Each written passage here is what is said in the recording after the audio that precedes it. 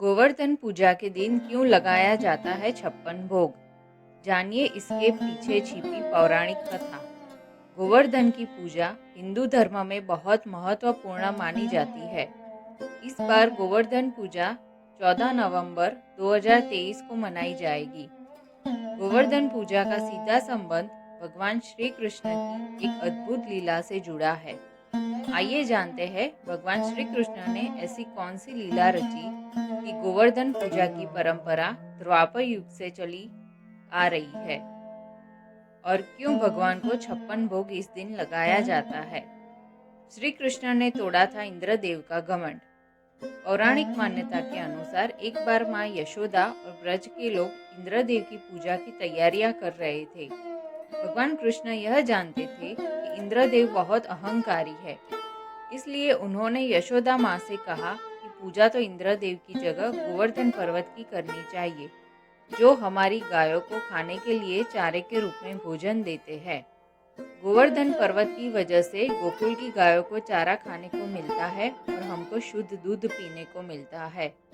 तो हम भला इंद्रदेव की पूजा क्यों करते हैं। इंद्रदेव को इस बात का पता चला तो उन्होंने क्रोध में आकर वहां भारी वर्षा कर दी और गोकुल वासियों को बचाने के लिए श्री कृष्ण ने अपनी कनिष्ठा उंगली, हाथ की सबसे छोटी उंगली से गोवर्धन पर्वत को 7 दिनों तक उठाए रखा और सभी गोकुल वासियों को भारी बारिश से बचा लिया। श्री कृष्ण से इंद्रदेव को मांगनी पड़ी थी माफी। इंद्रदेव अपने प्रयासों से हार गए और घमंड टूटने के बाद उन्होंने श्री कृष्ण से माफी मांगी। गोवर्धन पर्वत की छांव में सभी गोकुल वासियों को भारी बारिश से बचाने के लिए सभी ने भगवान कृष्ण और गोवर्धन पर्वत की जय जयकार लगाई। तब से गोवर्धन पर्वत की पूजा करने की परंपरा शुरू हो गई।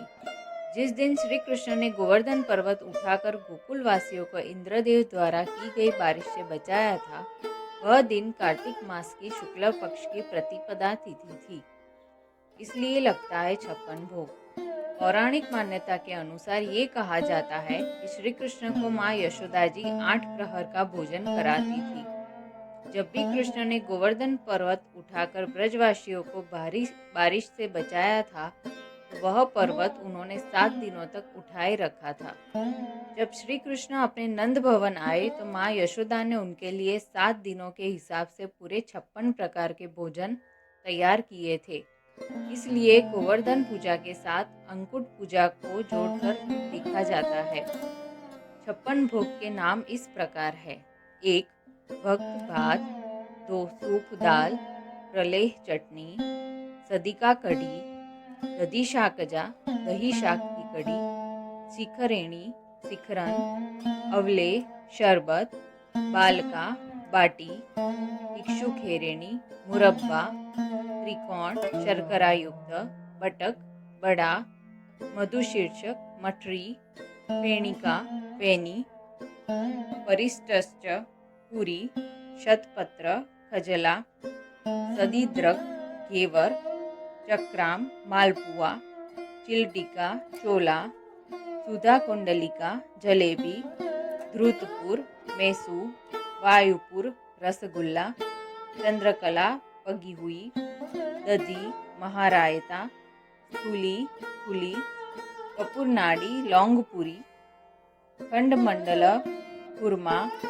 गोधूम दलिया, परीखा, सुफला ढया सौंफ युक्त, दधी रूप, विलसारू, मोदक, लड्डू, शाक साग, सौधान अधानो अचार, मंडका मोठ, पायस खीर, दधी दही, गोधृत गाय का घी, हेयंगपीनम मक्खन, मंडरी मलाई, कुपिका रबड़ी, परपेट पापड़, शक्तिका सीरा, लसिका लस्सी, सुवत सगाय, मोहन, सुफला सुपारी, सीता इलायची, फल तांबुल, मोहनभोग, लवण, कषाय, मधुर, तिक्त, कटु, अम्ल। अगर आपको यह आर्टिकल अच्छा लगा हो तो इसे शेयर और लाइक ज़रूर करें इसी तरह और भी आर्टिकल पढ़ने के लिए जुड़े रहे वैदिक वॉइस से। धन्यवाद।